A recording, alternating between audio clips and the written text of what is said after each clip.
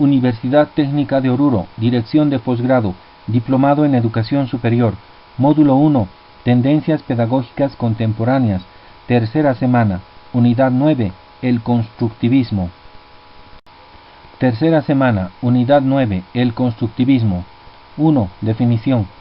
Se considera al constructivismo como una epistemología que concibe al conocimiento como una construcción personal que realiza el hombre en interacción con el mundo circundante. Cada persona construye su realidad, su representación del mundo, en función de su viabilidad, por lo que no cabe en la opción constructivista hablar de verdad absoluta, de objetividad del conocimiento. Dentro de esta concepción general encontramos diferentes posiciones que, como veremos más adelante, están relacionadas con el papel de lo social en la relación sujeto-objeto del conocimiento. Sus bases filosóficas se remontan a la antigüedad, en la concepción del hombre medida de Protágoras.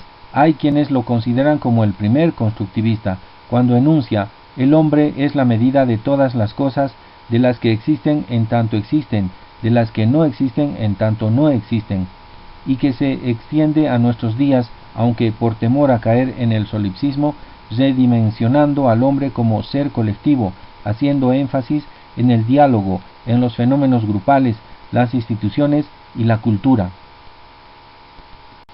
Muchas son las corrientes que desde presupuestos epistemológicos, psicológicos, sociológicos, pedagógicos y didácticos se han desarrollado a partir de esta formulación inicial, pero con independencia de los criterios particulares, aportes y polémicas entre diferentes posiciones.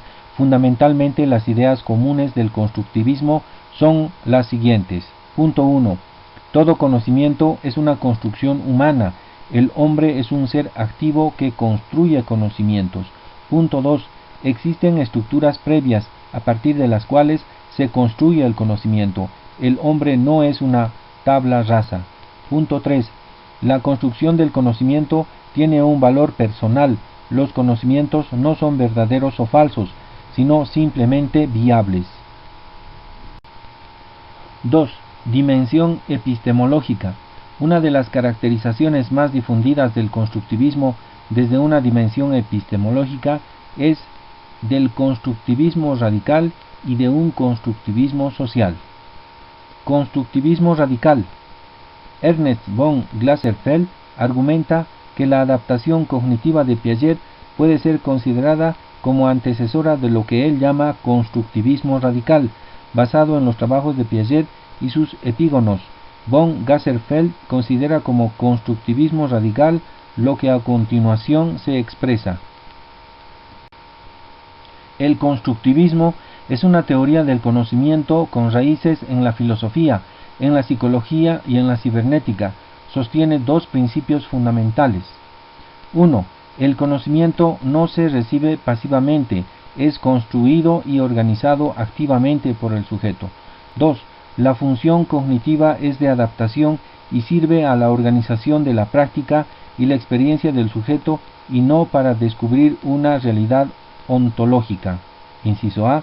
La función cognitiva es de adaptación en el sentido biológico del término, tiende hacia el ajuste o a la viabilidad. Inciso B. La cognición sirve a la organización por el sujeto del mundo de las experiencias y no al descubrimiento de una realidad ontológica objetiva. El primer principio se tornaría superficial sin la fuerza del segundo. Este apunta a la acumulación de todas nuestras experiencias. Cada nuevo encuentro o bien adiciona esa experiencia o bien la reta. El resultado es la organización por cada persona de su propia experiencia sobre el mundo y no el descubrimiento de algún mundo real. Piaget expresaba que la inteligencia organiza el mundo en la medida en que se organiza ella misma. Esto no significa negar la existencia de un mundo objetivo, sino más bien enfatizar que sólo es posible conocer ese mundo a través de la experiencia.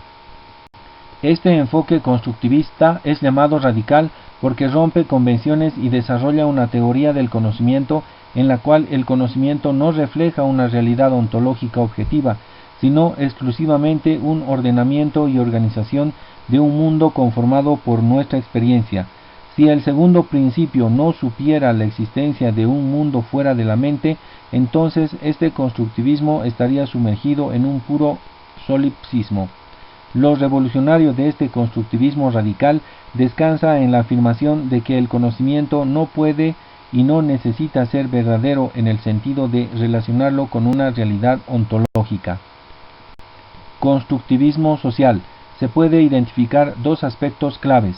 En primer lugar, la construcción activa del conocimiento, fundamentalmente la construcción de conceptos e hipótesis sobre la base de experiencias y conocimientos previos.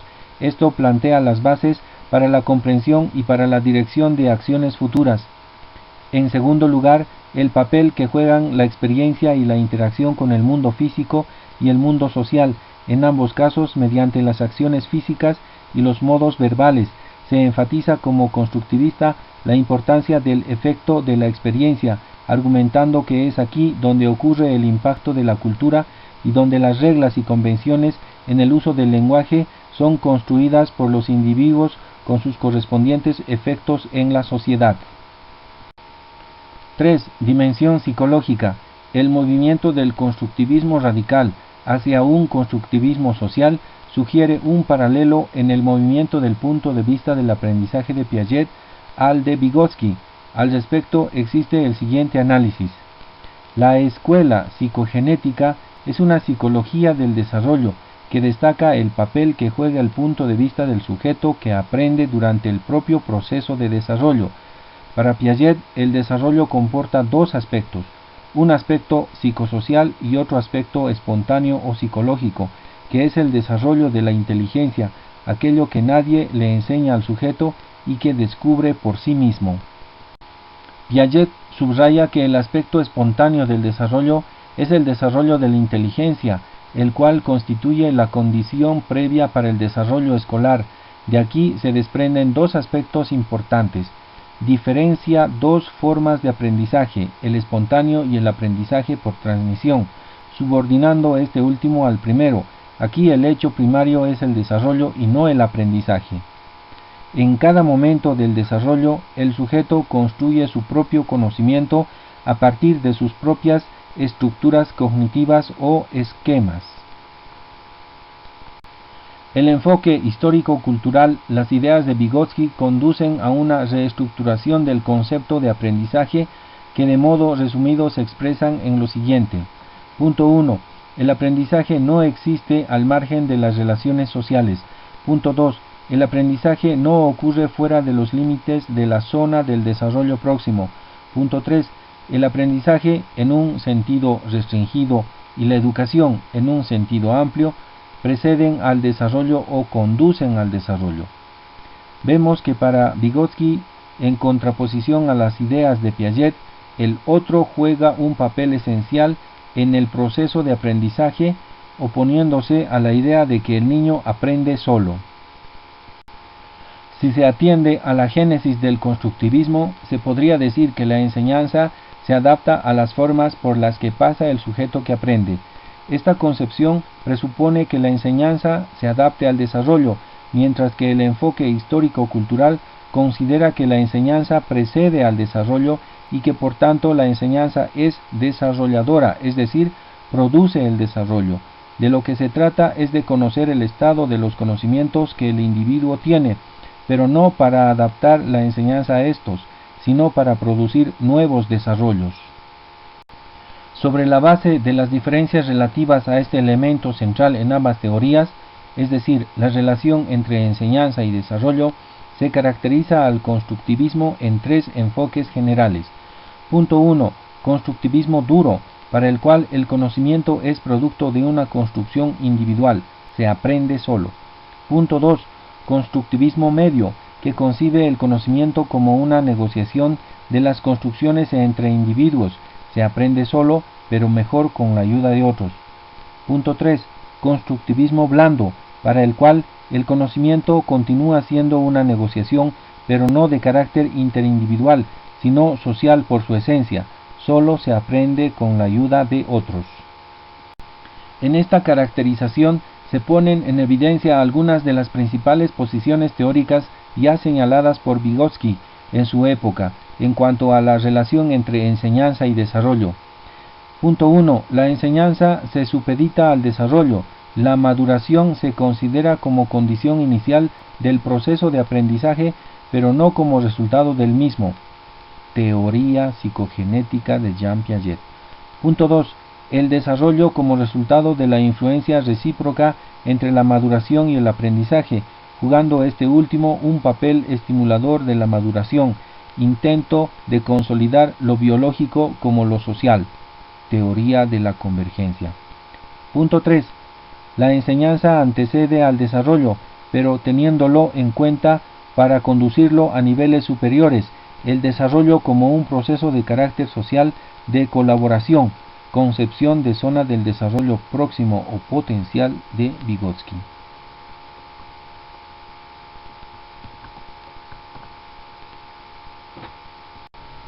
No obstante, un análisis más profundo nos revela que el constructivismo blando se caracteriza por un eclecticismo, ya que, aunque incorpora el principio de la enseñanza desarrolladora de Vygotsky y su concepto de ZDP, fundamenta desde una concepción neopositivista el proceso de formación del conocimiento a través de la lógica formal, desconociendo los aportes que desde una nociología dialéctica materialista sus continuadores han realizado acerca de las regularidades del proceso de formación de los conocimientos en general y de los conceptos científicos en particular.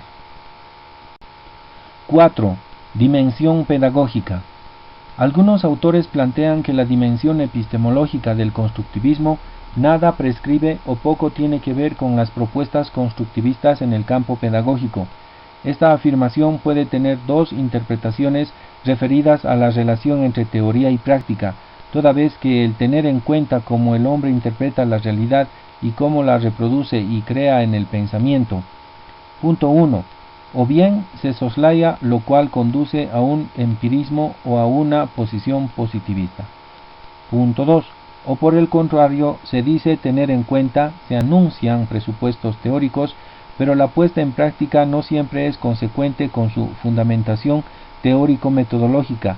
Por ejemplo, en la mayoría de los casos se enarbolan las ideas de Piaget como fundamento epistemológico, pero lo que se hace en ocasiones es una práctica pedagógica con etiquetas constructivistas, alejada de los presupuestos teóricos declarados y de hecho inconsistente. Trabajando con otros, el estudiante resuelve problemas y propone soluciones a partir de una estructura conceptual y metodológica que debe poner a operar, así como el compromiso con su propio aprendizaje, voluntad de aprender. Se dice que esta perspectiva curricular es más próxima al trabajo actual de los científicos. El estudiante determina lo que tiene sentido en cualquiera sea el contexto en el que está operando y también qué problemas son importantes. Entonces, la pertinencia del contenido curricular seleccionado por los expertos se minimiza y ello provoca consecuencias en la evaluación del aprendizaje. Por la propia naturaleza del constructivismo, la evaluación del aprendizaje dentro de esta perspectiva exige una especial atención. Lejos de devenir un proceso objetivo y cuantificable, el controlar y emitir un juicio de valor sobre cómo cada estudiante va construyendo los conocimientos que le son viables resulta una actividad compleja. Se han desarrollado técnicas que tienden a revelar la construcción individual del conocimiento, tales como los mapas conceptuales, los diagramas, los portafolios, las pruebas abiertas, etc. El problema crucial radica en que no solo se trata de conocer cómo el estudiante construye el conocimiento, sino cómo ante un problema es capaz de ofrecer alternativas de solución plausibles y cómo es capaz de monitorearse y autocontrolarse. El papel del profesor cambia dentro de esta perspectiva constructivista. Supuestamente el profesor deviene más en un investigador, tratando de comprender cómo sus estudiantes construyen el conocimiento. De ahí que esté dispuesto favorablemente a desarrollar y modificar estas construcciones, de hacer conexiones y negociaciones. El profesor constructivista se da cuenta que los conceptos aprendidos hoy pueden ser modificados mañana y ayuda al estudiante a desarrollar confianza y adaptabilidad en sus conocimientos. Se dice que los profesores que operan desde esta perspectiva son también sujetos de aprendizaje. Los estudiantes no los ven como los sabelotodo o infalibles, los ven solo como un experto facilitador del aprendizaje. No ven el conocimiento como absoluto e inmutable. Su punto de vista es adaptativo y en constante movimiento. Implicaciones en la enseñanza. Una primera y obligada referencia la hacen al trabajo de Novak. El aporte fundamental de este autor para la enseñanza está en los mapas conceptuales, entendidos como una forma de ilustrar las estructuras cognitivas de los estudiantes y tomar conciencia de su propia construcción de significados. Implicaciones en la investigación educativa. En el campo de la investigación educativa, múltiples son los trabajos realizados desde una óptica constructivista, en la búsqueda de modelos eficaces o válidos que contribuyan a mejorar el proceso de enseñanza y a la construcción del conocimiento por parte del propio estudiante.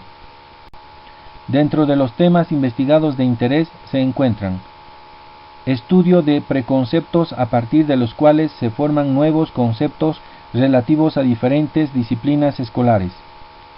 Trabajos relacionados con el proceso de construcción de conocimiento. Investigaciones sobre solución de problemas, estrategias, mecanismos y resultados. Estudios de metacognición sobre capacidades para desarrollar un aprendizaje autónomo, aprender a aprender. Trabajos sobre construcción de conocimientos y su contextualización, construcción del conocimiento en condiciones de interacción social, en particular en la situación de aula, y análisis de la relación entre estilos cognitivos y medio cultural. Aportes. Reconocer el carácter activo del hombre en el proceso de adquisición del conocimiento.